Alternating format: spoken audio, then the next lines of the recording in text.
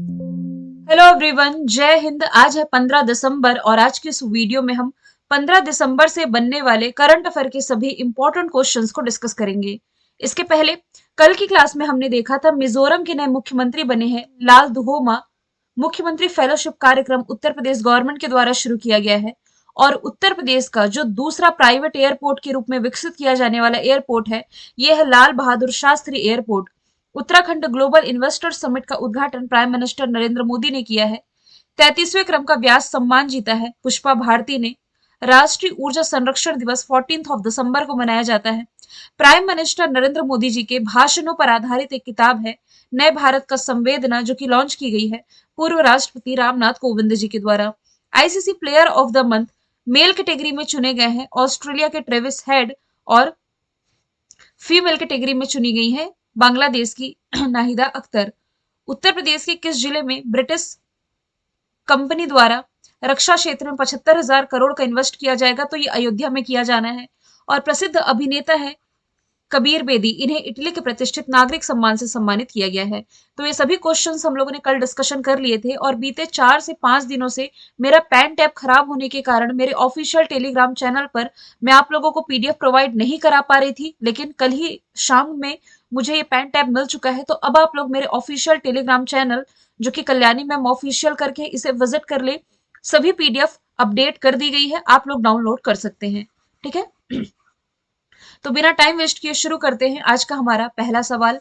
हाल ही में जारी जो मर्सर सर्वे की quality of living city index है, रहने के लिहाज से सबसे सर्वश्रेष्ठ शहर की यदि मैं बात करूं, तो इसमें जो देश टॉप पर रहा है ये रहा है वियना। वियना जो कि ऑस्ट्रिया की कैपिटल है। आप ऑस्ट्रिया की लोकेशन इस यूरोप महाद्वीप में देख सकते हैं, अभी इस पर हम आएंगे भी। तो इसने जो रिपोर्ट रिलीज की है, इसमें दुनिया के जीवन की गुणवत्ता यानी कि लिविंग ऑफ क्वालिटी इंडेक्स में जिन शहरों को टॉप पर रखा गया है, ये है ऑस्ट्रिया का वियना, स्विट्जरलैंड का ज्यूरिख और कनाडा का वैंकूवर। ये है टॉप 3। लेकिन भारत की तरफ से जो इस रैंकिंग में प्रथम स्थान पर रहा है, ये रहा है हैदराबाद। ओवरऑल यदि हम देखें तो हैदराबाद को 153वां स्थान मिला है और हैदराबाद के बाद फिर भारत में दूसरे स्थान पर हो जाएगा पुणे। पुणे को 154वां स्थान दिया गया है, महाराष्ट्र में है ये पुणे। तो ऑस्ट्रिया जिसकी कैपिटल हो जाएगी वियना, वियना जहां ओपेक का मुख्यालय है, organization of petroleum exporting countries का, ये लिविंग ऑफ क्वालिटी या क्वालिटी ऑफ लिविंग इंडेक्स आप कह सकते हैं, इसमें टॉप पर रहा है। अभी दुनिया की मोस्ट लिवेबल सिटी, ये मई के समय में रिपोर्ट रिलीज की गई थी, दुनिया की मोस्ट लिवेबल सिटी, दुनिया में सबसे रहने योग्य शहरों की, इसमें वियना टॉप पर है। लंदन इस साल जो ग्लोबल ट्रैफिक इंडेक्स रिलीज किया गया है, दुनिया का सबसे भीड़ भाड़ वाला शहर, इसमें लंदन टॉप पर, दूसरे स्थान पर बैंगलोर को रखा गया है। न्यूयॉर्क मोस्ट एक्सपेंसिव सिटी है, ये अमेरिका का एक शहर है, दुनिया के सबसे महंगे शहरों की लिस्ट में न्यूयॉर्क टॉप पर हो जाएगा, जहां पर यूनाइटेड नेशंस का मुख्यालय भी है। दिल्ली है जो ये पोल्यूशन के मामले में टॉप पर है पूरी दुनिया में। इसके अलावा सीसीटीवी से निगरानी रखने के मामले में भी दिल्ली हो जाएगा टॉप पर। अगला प्रश्न है, हाल ही में पहले इंडियन आर्किटेक्चर, इनकी वास्तुकला के क्षेत्र से आप रिलेट कर सकते हैं, डिजाइन, बेनेले 2023 का उद्घाटन कहाँ किया गया है? तो इसका उद्घाटन रिसेंटली राजधानी दिल्ली में किया गया है। ऑप्शन नंबर सी इसका राइट आंसर हो जाएगा। शॉर्ट में मैंने लिख दिया है IAADB, यही जो मैंने अभी फुल फॉर्म बताई है। तो ये एक द्विवार्षिक इवेंट है, यानी कि हर 2 साल में एक बार आयोजित किया जाता है। ये देश में प्रमुख वैश्विक सांस्कृतिक पहल को विकसित करने के पर्पज से आयोजित किया जा रहा है। ये जो समिट है, इसे सांस्कृतिक संवाद को मजबूत करने, कलाकारों, वास्तुकारों और डिजाइनर, फोटोग्राफर, संग्राहक, कलाकार, पेशेवर और जनता के बीच में समग्र बातचीत शुरू करने के पर्पज से डिजाइन किया गया, जो कि रिसेंटली राजधानी दिल्ली में आयोजित किया गया। दिल्ली यमुना नदी के किनारे, ये तो कई बार हमने डिस्कशन किया ही है। मुख्यमंत्री यहाँ के अरविंद केजरीवाल है, जो कि आम आदमी पार्टी के नेता है। आम आदमी पार्टी देश की 6वीं राष्ट्रीय राजनीतिक पार्टी बनी है। इसके अलावा आप क्या रिलेट कर सकते हैं? सीसीटीवी से निगरानी रखने के मामले में टॉप पर है, ये हमने डिस्कस कर लिया। प्रदूषण के मामले में दुनिया की नंबर 1 सिटी है, ये भी हमने डिस्कस कर लिया। इसके अलावा भारत का पहला ई वेस्ट इको पार्क इसी दिल्ली में स्थापित किया गया है। देश का पहला वॉर मेमोरियल इंडिया गेट यही है, जबकि गेटवे ऑफ इंडिया आप पढ़ते हैं मुंबई में।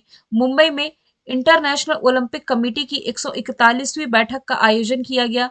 ऊपर में है बैंगलोर। बैंगलोर में एशिया का सबसे बड़ा एरो शो का उद्घाटन इसी साल किया गया था। उद्घाटन प्राइम मिनिस्टर नरेंद्र मोदी ने किया था। और फॉर्मूला वन रेस ये भी हैदराबाद में आयोजित की गई थी, जो कि तेलंगाना की कैपिटल हो जाएगी। आगे चलते हैं। बीसीसीआई की ओर से किस क्रिकेटर के लिए अर्जुन अवार्ड की सिफारिश की गई है? तो रिसेंटली अर्जुन अवार्ड की सिफारिश रिसेंटली बीसीसीआई ने की है मोहम्मद शमी के लिए। खेल मंत्रालय को सिफारिश भेजी गई है, क्योंकि आप सभी जानते हैं अभी जो वर्ल्ड कप खेला गया इसमें मोहम्मद शमी ने शानदार प्रदर्शन किया है। तो मेजर ध्यानचंद खेल रत्न अवार्ड के बाद ये जो अवार्ड है अर्जुन अवार्ड, ये भारत का खेल जगत का दूसरा सर्वोच्च सम्मान है। भारत में खेल को यानी कि राष्ट्रीय लेवल पर खेल को रेगुलेट करने के लिए जो बॉडी है ये है बीसीसीआई। अंतरराष्ट्रीय स्तर पर है आईसीसी। बीसीसीआई की स्थापना 1928 में हुई, आईसीसी की स्थापना 1909 में हुई। बीसीसीआई का मुख्यालय मुंबई में है, आईसीसी का मुख्यालय दुबई यूएई में है। बीसीसीआई के अध्यक्ष है रोजर बिन्नी, आईसीसी के अध्यक्ष हो जाएंगे ग्रेग बार्कले। तो दोनों ही ऑर्गेनाइजेशन को आप कंपेयर करके याद रख सकते हैं।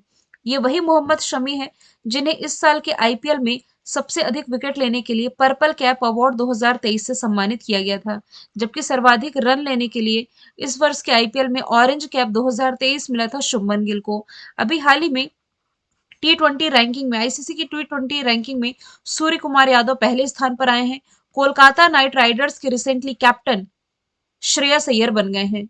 आगे चलते हैं। हाल ही में किस देश में तिरुवल्लुर को समर्पित एक प्रतिमा का अनावरण किया गया है? तो तिरुवल्लुर को समर्पित एक प्रतिमा है जिसका उद्घाटन यूरोपियन कंट्री फ्रांस में किया गया है। किसे समर्पित है?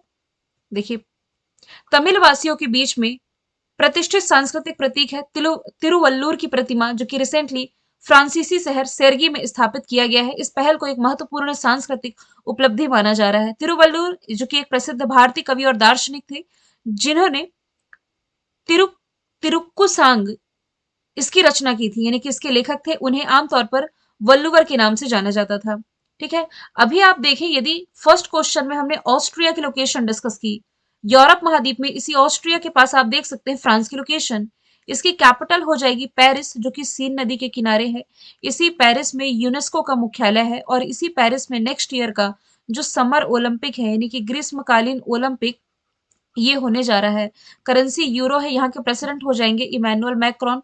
करंट से यदि रिलेट करेंगे तो यहाँ पर अभी हाल ही में व्हाइट हाइड्रोजन की खोज की गई है, तो ये आप करंट से रिलेट कर सकते हैं। अमेरिका में किसका उद्घाटन किया गया है? देखिए, ये तो करंट अफेयर में बताया हुआ ही फैक्ट है आप लोगों को कि भारत के बाहर अंबेडकर जी की जो सबसे बड़ी प्रतिमा है, जिसे स्टेच्यू ऑफ इक्वालिटी का नाम दिया जा रहा है। हालांकि भारत में स्टेच्यू ऑफ इक्वालिटी ये हैदराबाद में है, रामानुजाचार्य की प्रतिमा, लेकिन एक अंबेडकर प्रतिमा है स्टेच्यू ऑफ इक्वालिटी, ये अमेरिका में स्थापित हुई है। भारत के बाहर सबसे बड़ी अंबेडकर प्रतिमा। अभी जो फिजी देश है ना, फिजी में विदेश मंत्री एस जयशंकर ने वल्लभ भाई पटेल की प्रतिमा का उद्घाटन अभी किया था फरवरी के महीने में इसी साल। और वियतनाम में अभी हाल ही में विदेश मंत्री एस जयशंकर ने, ये 2-3 महीने 15 अक्टूबर की बात है, 2-3 महीने पहले की, इन्होंने रविंद्रनाथ टैगोर की प्रतिमा का उद्घाटन किया था। तो ये सभी फैक्ट आप रिलेट कर सकते हैं जो कि प्रतिमाओं से ही रिलेटेड है। बल्कि आप यदि देखें तो दुनिया की जो सबसे ऊंची प्रतिमा है ना, ये भारत में ही है, जिसका नाम है स्टेच्यू ऑफ यूनिटी। ये सरदार पटेल की प्रतिमा है गुजरात के केवड़िया में, जिनके सम्मान में हम क्या मनाते हैं? नेशनल यूनिटी डे, यानी कि राष्ट्रीय, एक सेकंड रुके, राष्ट्रीय एकता दिवस के रूप में मनाते हैं। कब मनाते हैं? तो ये अक्टूबर महीने की अंतिम तारीख यानी कि 31 अक्टूबर को मनाया जाता है। आगे चलते हैं। हाल ही में साल 2023 में गूगल के टॉप 10 ट्रेंडिंग एथलीट की लिस्ट में जो इकलौते भारतीय क्रिकेटर शामिल हुए हैं, ये शामिल हुए हैं शुभमन गिल। मतलब कि ओवरऑल पूरे वर्ल्ड में टॉप पर नहीं है। ओवरऑल पूरे वर्ल्ड में यदि हम देखें तो इसमें न्यूजीलैंड क्रिकेट के लिए जो खेलते हैं भारतीय मूल के सचिन रविंद्र, ये टॉप पर है। भारत की तरफ से शुभमन गिल इनकी टॉप 10 में भारत की तरफ से शामिल इकलौते ऐसे खिलाड़ी जो कि 2023 के गूगल के टॉप ट्रेंडिंग एथलीट की लिस्ट में रहे हैं शामिल। इन्हें प्रिंस ऑफ क्रिकेट के नाम से जाना जाता है। इन्होंने अपना पहला वर्ल्ड कप इसी साल खेला है। गूगल की स्थापना 1998 में हुई, कैलिफोर्निया में मुख्यालय। इसके जो सीईओ हैं ये हो जाएंगे भारतीय मूल के सुंदर पिचाई। और इसी साल गूगल ने अपना एक नया चैट बॉट लॉन्च किया जिसका नाम है बार्ड। विराट कोहली ये ना प्लेयर ऑफ द सीरीज चुने गए थे। इस साल का जो वर्ल्ड कप खेला गया इसमें प्लेयर ऑफ द टूर्नामेंट कह सकते हैं, जबकि प्लेयर ऑफ द मैच वो ट्रेविस हेड रहे थे ऑस्ट्रेलिया के। मोहम्मद शमी का डिस्कशन हमने कर ही दिया। पर्पल कैप आईपीएल का ये इतने बार बता दिया मैंने कि अब आप लोगों को रट चुका होगा। महेंद्र सिंह धोनी हालांकि अंतरराष्ट्रीय क्रिकेट से संन्यास ले चुके हैं, लेकिन ये आईपीएल में चेन्नई सुपर किंग्स की तरफ से खेलते हैं और सर्वाधिक बार विजेता टीम आईपीएल की चेन्नई सुपर किंग्स और मुंबई इंडियंस दोनों ही हैं। इस साल तो यानी कि 2023 की भी विजेता सीएसके ही थी, गुजरात टाइटंस को हरा करके। और गुजरात टाइटंस के अभी हाल ही में कैप्टन जो है ये शुभमन गिल बनाए गए हैं, ये आपको याद रखना है। आगे चलते हैं। हाल ही में जयपुर वैक्स म्यूजियम में किसकी प्रतिमा का अनावरण किया गया है? तो भीमराव अंबेडकर जी की प्रतिमा का उद्घाटन रिसेंटली जयपुर के वैक्स म्यूजियम में किया गया है। इस मूर्ति की ऊंचाई 5 फीट 11 इंच है, भार 38 किलोग्राम है। इस म्यूजियम की स्थापना 2016 में राजस्थान सरकार के पुरातत्व और संग्रहालय विभाग के सहयोग से की गई थी। आपको मालूम हो कुछ दिन पहले ही इसी म्यूजियम में मैंने विराट कोहली की प्रतिमा के बारे में बताया था। हालांकि आप ये रिलेट कर सकते हैं G20 जो भारत में आयोजित की गई, तो इसमें भारत मंडपम में इस समिट का आयोजन किया गया था। इस तर्ज पर महात्मा गांधी की प्रतिमा का उद्घाटन यही किया गया था। लेकिन भारत में तो ठीक है, कई जगह महात्मा गांधी जी की प्रतिमा है। मैं यहाँ से रिलेट कर देती हूँ जापान। जापान के हिरोशिमा में जब G7 समिट आयोजित किया गया था, तब वहां पर प्राइम मिनिस्टर नरेंद्र मोदी ने महात्मा गांधी जी की प्रतिमा का उद्घाटन किया था। अभी जस्ट मैंने बताया है सरदार पटेल की प्रतिमा स्टेच्यू ऑफ यूनिटी गुजरात के केवड़िया में है, दुनिया की सबसे ऊंची प्रतिमा। अभी रिसेंटली इसी साल मध्य प्रदेश गवर्नमेंट के द्वारा अटल बिहारी वाजपेयी जी के सम्मान में अटल स्मारक बनाए जाने की घोषणा की गई थी, इन्हीं के क्षेत्र यानी कि इनके जन्म स्थान ग्वालियर से। आगे चलते हैं। हाल ही में नासा के मार्स रोवर को ऑपरेट करने वाली जो पहली भारतीय बन गई है ये बनी है अक्षता कृष्णमूर्ति। ऑप्शन नंबर डी इसका राइट आंसर हो जाएगा। अक्षता जो है ये MIT यानी कि मैसाचुसेट्स इंस्टीट्यूट ऑफ टेक्नोलॉजी से PhD होल्डर है और पूर्णकालिक अवसर के लिए नासा जो कि अमेरिका की स्पेस एजेंसी इसमें शामिल हुई है। नासा यानी कि national aeronautics and space administration 1958 स्थापना है। वॉशिंगटन DC में हेडक्वार्टर इसके प्रमुख हो जाएंगे बिल नेल्सन। अच्छा, नासा से इसका मून मिशन आर्टेमिस आप जरूर रिलेट करें जो कि इस साल चर्चे में था, क्योंकि इस मिशन के तहत पहली बार नासा ने किसी महिला अंतरिक्ष यात्री को भेजा है। ये है क्रिस्टलीना कोच और इसी मिशन के तहत पहली बार कोई अश्वेत पुरुष है जो कि ये अंतरिक्ष में गए हैं।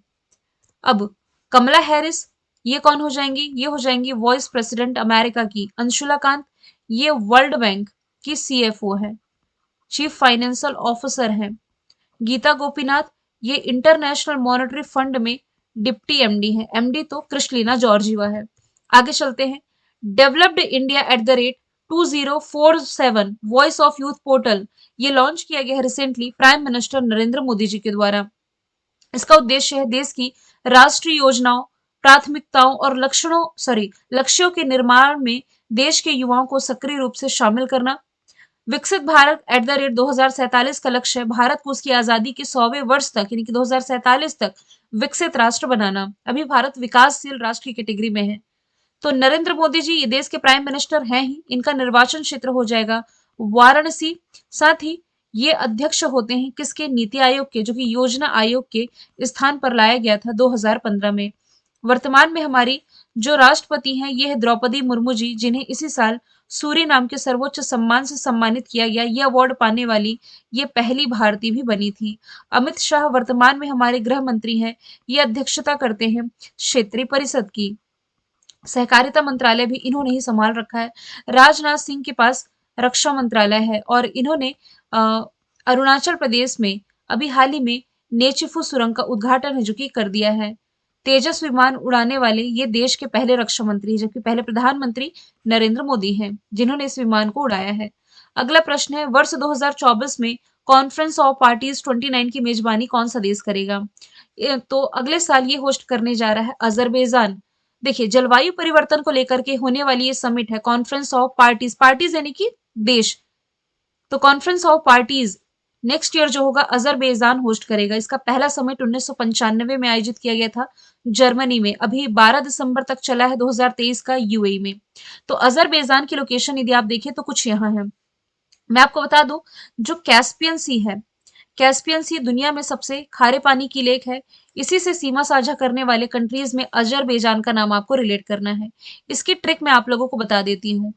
कई बार एग्जाम में पूछा जाता है ऐसी कौन सी कंट्री है जो कि कैस्पियन सी से सीमा साझा नहीं करती। जो करती है मैं बता देती हूँ।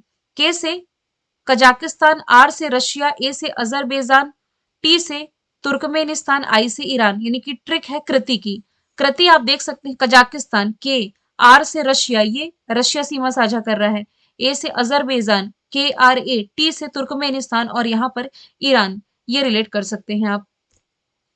रशिया नेक्स्ट ईयर क्या होस्ट कर रहा है, तो नेक्स्ट ईयर का ब्रिक्स समिट ये रशिया होस्ट करेगा 2024 में। इस साल देखिए 2023 में इसे साउथ अफ्रीका ने होस्ट किया था। साउथ अफ्रीका के जोहान्सनबर्ग में आयोजन किया गया था। नेक्स्ट ईयर ये रशिया के कजान में होगा। ब्राजील जो है नेक्स्ट ईयर का G20 होस्ट करने जा रहा है, जबकि 2023 का G20 समिट आप सभी जानते हैं ये भारत ने होस्ट किया था।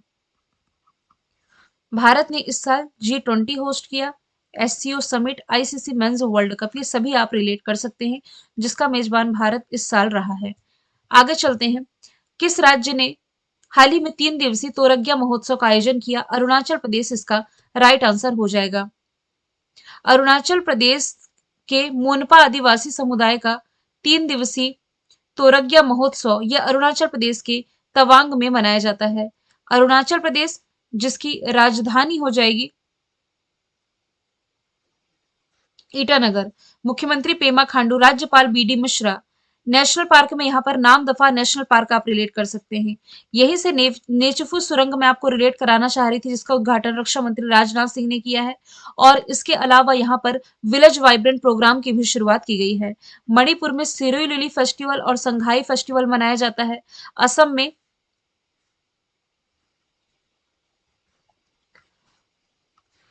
बिहू फेस्टिवल जिसने Guinness book of world record में अपना नाम दर्ज कराया है। तमिलनाडु से पोंगल और जल्लीकट्टू का नाम रिलेट कर सकते हैं। ठीक है, आगे चलते हैं।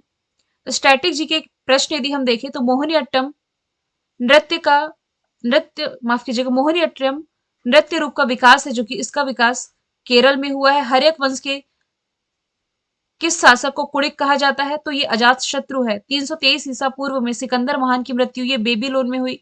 ऋग्वेद में सबसे पवित्र नदी सरस्वती को माना गया है जो कि अब विलुप्त हो चुकी है। महात्मा गांधी को सर्वप्रथम राष्ट्रपिता सुभाष चंद्र बोस ने कहा। असहयोग आंदोलन के प्रारंभ होने के समय में भारत का वायसराय चेम्सफोर्ड था। भारत में पहला समाचार पत्र जेम्स हिक्की ने शुरू किया। संविधान के अंतर्गत